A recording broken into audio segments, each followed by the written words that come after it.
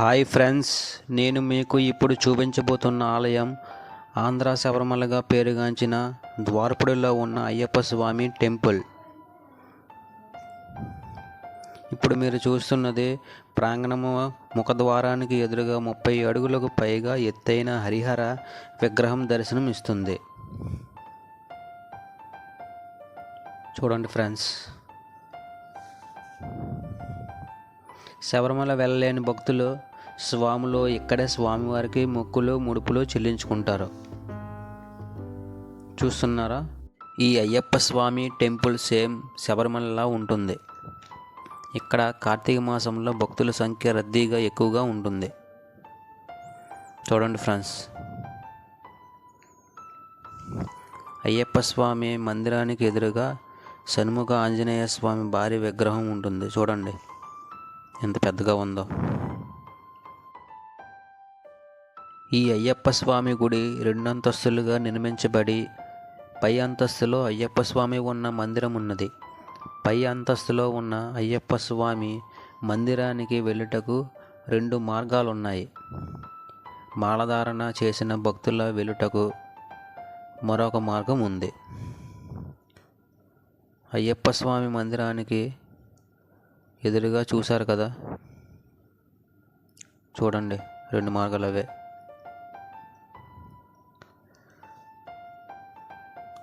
అలా చూడండి.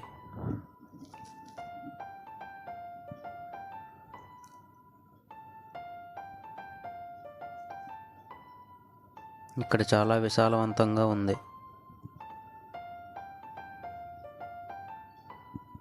చూడండి ఫ్రెండ్స్,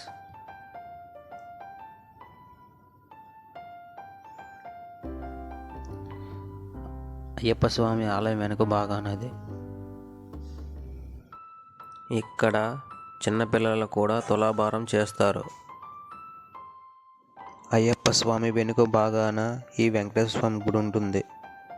చూడండి ఫ్రెండ్స్, శ్రీవారి పాదాలు ఇవి. ఈ విగ్రహం చాలా పెద్దగా ఉంటుంది. చూడండి, ఆ పక్కనే షిరిడి సాయిబాబా టెంపుల్ ఉంటుంది. చూడండి, ఇంత ప్రశాంతమైన ప్రాంగణంలో నంది విగ్రహము చాలా భారీగా కట్టబడి ఉంది. చూడండి, ఈ నంది విగ్రహము చూడడానికి కనువిందుగా ఉంది. చూసారా ఎంత పెద్దగా ఉందో? చూడండి, ఈ వాతావరణం ఎంత ప్రశాంతంగా ఉందో చూడండి. ఈ ఏనుగు ద్వారంలోకి వెళ్దాం రండి. ఇక్కడ వీడియోలు తీయటకు అనుమతించట్లేదు, కావున బయట నుండే వీడియోలు తీద్దాం.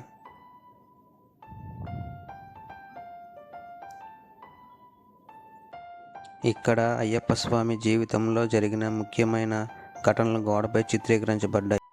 ఇక్కడ కుబేరుని గుడి ఇంకా చాలా చిన్న చిన్న గుళ్ళు ఉన్నాయి. ఈ గుడి కూడా చాలా పెద్దదిగా విశాలంగా ఉంది. చూడండి, కుబేరుని గుడి పక్కన ఉన్న 3 అంతస్తుల ఏకశిల శివలింగం గల శివాలయం టెంపుల్ ఇది. ఈ శివలింగం 1వ అంతస్తు నుండి 3వ అంతస్తు వరకు ఈ శివలింగం నిర్మించబడి ఉంటుంది. ఇక్కడ నుండి చూస్తే నంది చాలా విగ్రహం చూసారా ఎంత బాగా కనిపిస్తుందో? చూడండి, ఈ అంతస్తుల పైకి వెళ్ళాలంటే మెట్లు మార్గంలో మాత్రమే వెళ్ళాలి. ఈ మెట్లు చెక్కలతో కట్టి చాలా చిన్నవిగా ఉంటాయి, జాగ్రత్తగా వెళ్ళాలి.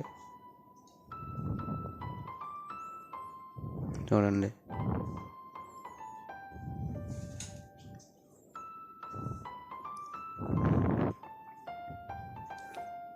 చూసారా?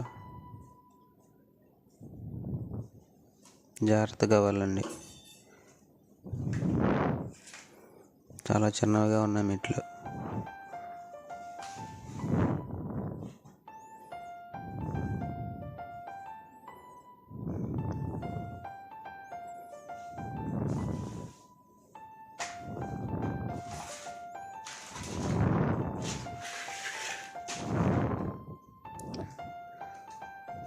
అలా చూడండి. ఇప్పుడు మనం పాతాళంలో ఉన్న శివలింగాన్ని చూడబోతున్నాం. ఇప్పుడే కరెంటు పోయింది. టార్చ్ వేసుకొని చూస్తున్నాం. చూడండి, ఈ శివలింగాన్ని చూడడానికి 5 రూపాయలు టికెట్ తీసుకున్నారు. కరెక్ట్గా మేము వెళ్తున్నప్పుడు కరెంట్ పోయింది. చూడండి ఫ్రెండ్స్,